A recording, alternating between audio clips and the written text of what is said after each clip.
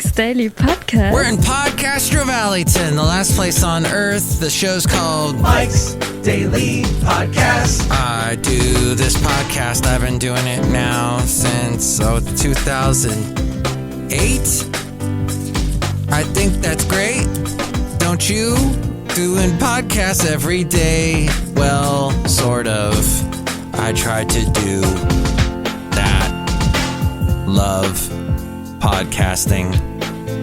Yes. Mike's Daily Podcast. That was my wonderful song to introduce you to the show today. It's episode Mike's 2531. Daily 2531. Podcast. The last podcast was called Blinding. And this one is, I don't know what this one will be. Although I tell you what, this I'm just not doing the stress thing very well lately, and I'm kind of getting a little burnt out. And I know a lot of you do that, get that way maybe this time of year. Those of you that go, hey, I'm going to take some time off. I'm going all over the place. I'm going where it's warm. I'm going where it's cold. I'm going skiing. I'm going to get stuck in snow. I'm going to see my relatives. All that fun stuff. But some of us, we know what we're going to do. We're going to be working. And we're going to be working, and people are going to want to off, so we got to work. It's not the best circumstance. And this time of year gets a little annoying. And I'm not even dealing with grief at the moment. It'll be about a year in February when my mom passed away. So not these holidays, but that ridiculous one in February. Oh, wait a minute. I'm supposed to like it because I am in a relationship. And we do. We have fun, my lovely lady friend and I, on Valentine's Day. But now... And here's today's podcast picture. It makes it more difficult because I lost someone important that day, my mom. So, which is ironic because she hated Valentine's Day, except for when she was in love. She had a boyfriend, someone that she met later in life, and they had 5 wonderful years together, thankfully. And they did enjoy Valentine's Day together, but overall she was lukewarm on the whole subject. But yes, the point is, it's a rough time of year for a lot of people. A lot of people going through stuff one way or the other. The late, great Basil the Boxer. He and I used to go on some nice walks and check out the nice Christmas lights this time of year. And I took a picture last night. Was it last night? Maybe the night before. Very recently. Of this very nicely decorated house in Podcaster Valley. See it and get it in the holiday spirit. The Christmas spirit moves you when you look at this picture. MikesDailyPodcast.com. Or you can be a Scrooge. Or you can say Merry Christmas to somebody right now, and then they get a little bit like, that's a little too early. It's only the 11th. Can we put a little more space, a little time on this? But it's interesting. I'm seeing a lot more Christmas lights this year. Baloney. Neighbors and such that don't usually do the Christmas lights thing, they're doing it this year, so that's exciting. But I'm having a lot of stress. It's just that I'm having difficulty. I'm in an area at my job where I'm trying to keep everything consistent and in a way, in a structure that I know works and that's gonna work into the new year. But then the new year is very problematic, and a lot of companies are letting people go.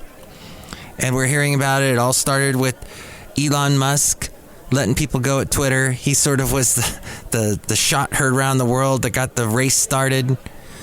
And now people are getting involved with, all these other companies are getting involved with letting people, we knew it was going to happen with inflation. So this is happening. And when you're a manager in this situation, now last time I was also a manager, but they were ready. They were ready, and they saw my department wasn't necessary anymore and got rid of me. Not the same company I work for now, and a lot of people got let go the last time around, where it got real bad in 2008, around the time I started podcasting. So something good came out of that. And not exactly sure what to say about this. So I'm going to read to you from a conservative-leaning paper. They said, Brittany Griner, the WNBA star who was held for months in Russia prisons on drug charges, was released Thursday in a 1-for-1 prisoner swap for international arms dealer Victor Bout. This is who Joe Biden just freed. Oh, National Review. In 2010, John Brennan, Obama's deputy national security advisor for Homeland Security and Counterterrorism, said in an interview that capturing and trying Victor Bout was crucial to thwarting the flow of illegal arms sales to dangerous terrorist entities. And there is it in this. It says, I guess Benny Johnson said this. Meet Brittany Griner and Marine Paul Whelan, both Americans, both convicted in Russian courts on dubious charges, both serving multi-year sentences in Russian prison. And this Benny Johnson says, Brittany hates America. Paul served America. Guess which one Biden trading a terrorist to free? So that is, and we jump over here to what Yahoo wrote about it.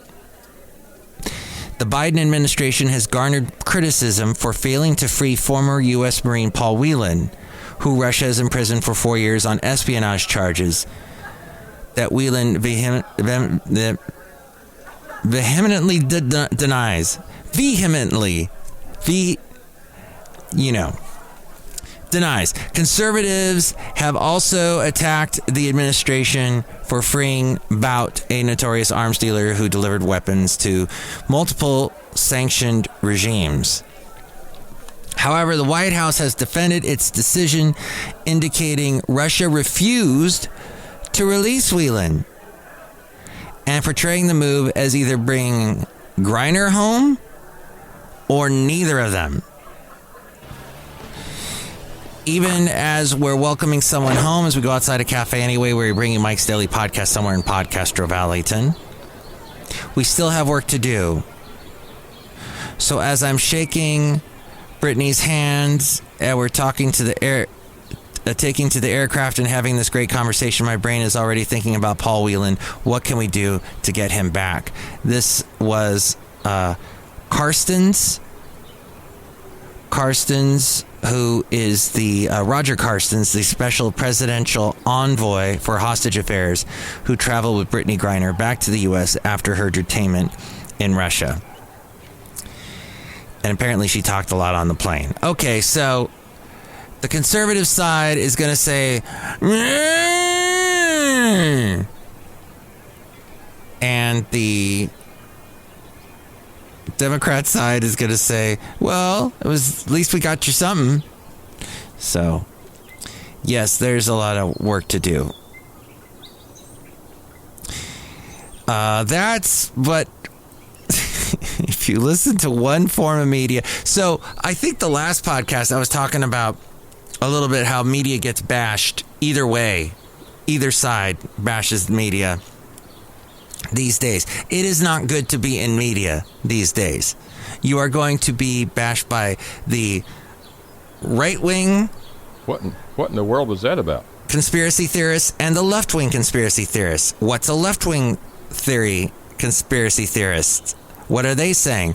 They're saying that the media at large is not talking about climate change enough. That they're not exposing more what oil companies are doing. Who's the big polluters, who they are. They're not talking about that. And they should be. And it was interesting because I was listening to a show where there was a conspiracy theorist talking about all the crazy conspiracy theories on the right.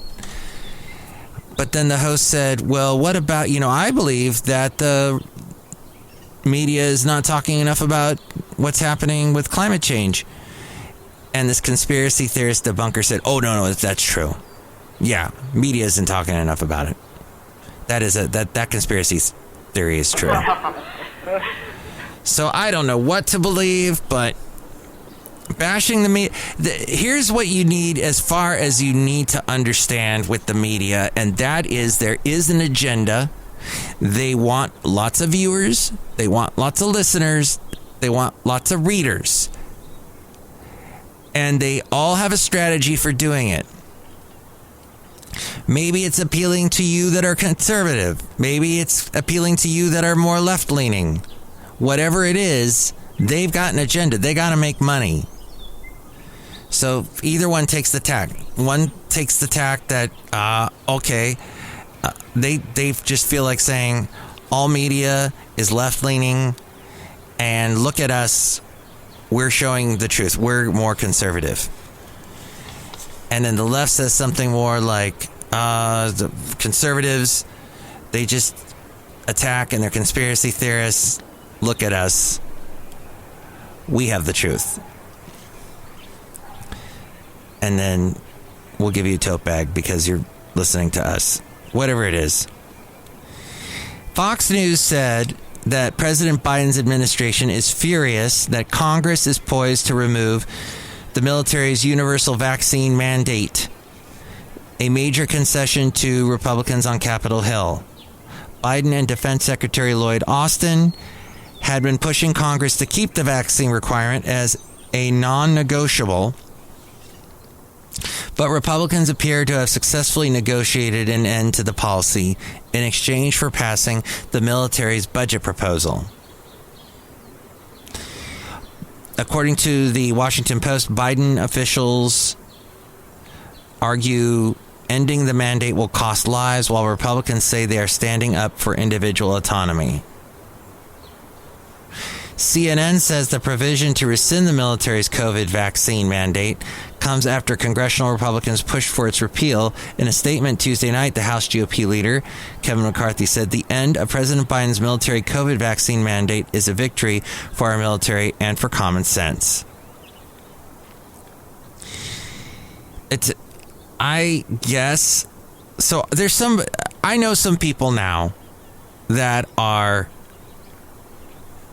and they take offense to this term, but they are anti-vaxxers.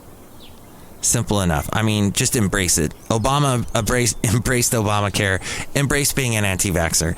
And that is, they have proof. They have things that, one person said their mom died because of getting, she was a senior and she got the vaccine, the one that they were pushing back in February, and that's apparently what caused a aneurysm. That's what she believes anyway. I don't know if there's any proof, if she ever found any proof, but so if people have actual fears for it, maybe it shouldn't be pushed on them. And I understand as an American, we get a little bit touchy when it comes to having to be forced to do anything. That's not exactly what we do as Americans. We don't like it. We freaked out when they told us, oh, you need to wear the seatbelts in the car. I had no problem with it. I'm like, hey, I don't want to go flying through the window. I'll wear a seatbelt. But my mom, she fought it till the day she died. Every year I'd go visit her in Florida, and she'd have me drive her around in her car. She'd pull up. In fact, the last time I saw her was last year in October. And my lovely lady friend and I flew to see her. It was the first time my lovely lady friend met her in person. And we're waiting outside the airport. And she had texted us or called us. She never texted. She called and said, hey, okay, I'm coming around. And we saw her car. And my lovely lady friend said, is anyone driving that car? Because my mom was so low. She was so tiny. And she was so low in the chair. It was just a tiny little bit of her hair popping up over the steering wheel. So she pulls up and I'm like, Mom, yeah, give her a big hug. And I get into her chair. She gets out, help her around to the passenger side. She gets in the passenger seat.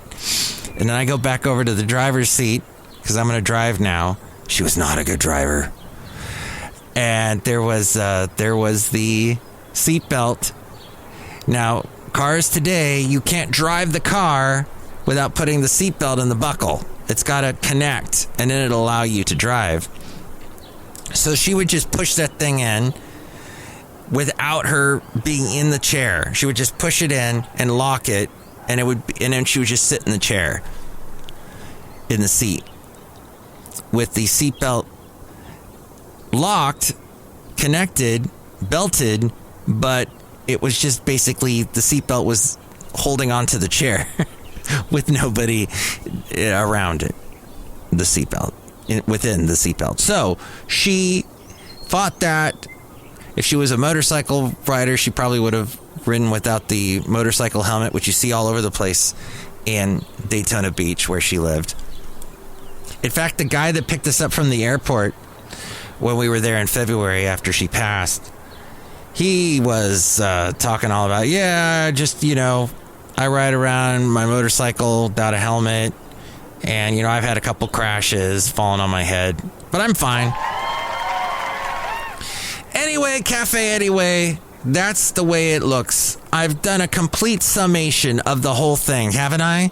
From both ends, both sides, whatever. I like to play on the side of caution. Maybe you don't. But maybe you don't like to have stuff pushed on you. Now, is the guy walking around at work who's got COVID and he's coughing on me, but he hasn't had a vaccine? Is that causing me danger that he hasn't had a vaccine and he's getting COVID? Well, it's actually hurting him more, because I've gotten the vaccine, and if he coughs on me, I have a better chance of getting through it than he does. But hey, I'm wearing the mask all the time. When in 2020, whenever I went out and wore a mask, the whole year I didn't get sick with anything. So I'm like, hey, maybe masks do something. No, a lot of people who are anti-vaxxers fight the mask stuff as well, but it's a fascinating concept that we as Americans fight with, and the world at large is starting to fight the whole concept of being forced to do this and that. It's been a couple years. We're getting antsy. But here we are outside a cafe anyway, somewhere in Podcaster Valley. Speaking of antsy people, look who's here. Hello, my Matthews. It's Chely Shoehart, gift shop supervisor. I have a lot of snow globes I'm selling this time of year, Mike Matthews. You sell snow globes all year round. What are you talking about? Yeah, you should buy one, Mike Matthews. I bought one from you and it exploded, so I'm not that big of a fan of your snow globes. That's why people like them. They explode, Mike Matthews. It's dangerous. Mike, do you want to live on the wild side? Buy one of my snow globes and don't get vaccinated. Okay, thank you for that tip. Look who else is here. Oh, Mike, this is Floyd the Floorman. And this is John Deere, the engineer, Mike. It's been great standing outside of Cafe Anyway with the rain falling on us. Yeah, all this rain. We need it here. That's what we say in the Bay Area. We follow up every time we talk about the rain with "we need it." But in California, we always need it. That was something my mom would always talk to me about. The weather in California, how we're always in a drought. She goes, you guys could get so much rain and you'll still be in a drought. And I would say, I know, Mom, I know. But listen, let's go back in time, shall we? To a simpler time, a better time. Whenever people talk about the past is always glorious. Even though if you actually got in a time machine and went back to that past, it would probably, you'd be horrified. They did what? Everybody smoked? In the 1960s, I was watching a thing today about Thunderbirds. The Thunderbirds, the little marionette, super marionette. They were little marionettes, little puppets. And later they made fun of it in Team America. But these little puppets, they're like flying around spaceships and stuff.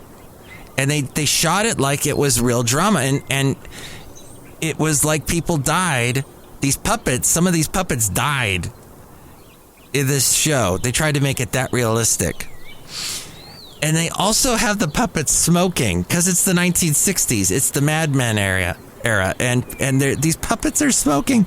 I don't know how they did this stuff. Is it Jerry Anderson who did this? Huge in England. It cost a lot of money at the time. $40,000 to make an episode, which was incredibly a lot of money in the 60s. Something like doing a Doctor Who episode back then cost 1/3 of that, maybe 1/10 of that, some crazy thing. So no, we're not going back that far though. We're just going back 20 years to back when I was on the radio and we were doing the country music thing and people were calling in and it was an interesting time. And let me play you a little bit of this. This is the segment. Let's go back with Matthew. Let's go back with Matthews. That's what it is. Okay, here we go. We're going back. CR taped it. If it didn't, I'll have to kill it. Dwight Yoakam right now with Fast As You. It is Crazy Callers Friday. And this is Matt Michaels. Let's get this party started now. I didn't play that part, but just before that, I was talking about how I would have to kill my VCR because I was taping Reba. I think it was this particular thing we're listening to was the same night that Reba McEntire made her debut with that TV show, Reba. It was the first TV show she did. And it's still, you can still watch it in syndication. But that's what that was. By listening to the K-Hey Santa Fe Cafe, you've arrived like this K-Hey Cafe caller. Song? Kenny Chesney's young. Okay. Why? Well, I've been out of high school like 3 years now, and I heard that song, and I just want to go back to high school. It's such a great song, you know. I saw the video, some pictures from high school and stuff. Did you pick up on the John Cougar Mellencamp video that they were doing in the beginning? That was like an allusion to that video. Jack and Diane. Yeah. 650 KJY.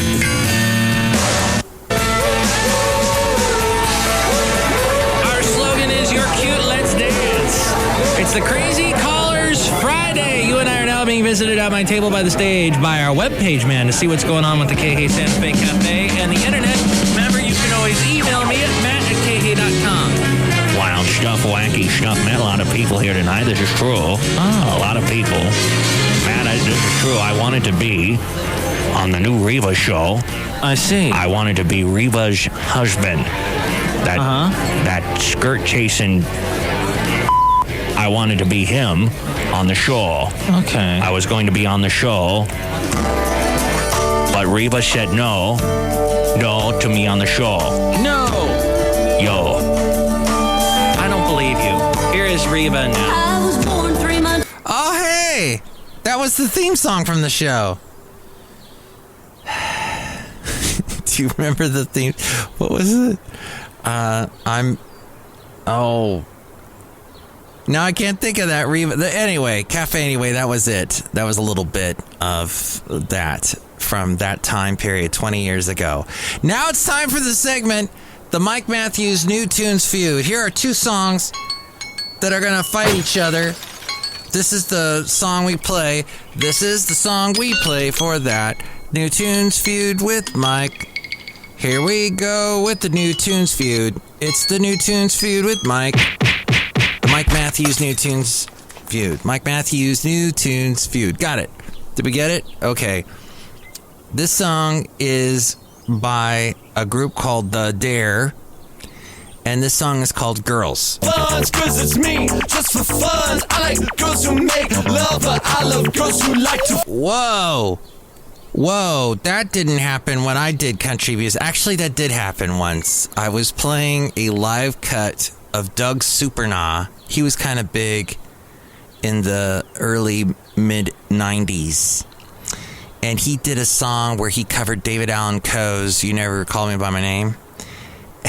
And he said the S word.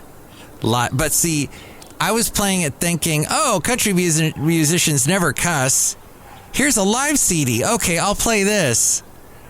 And I didn't listen to it beforehand, and there got a cuss word on the radio on the country music station.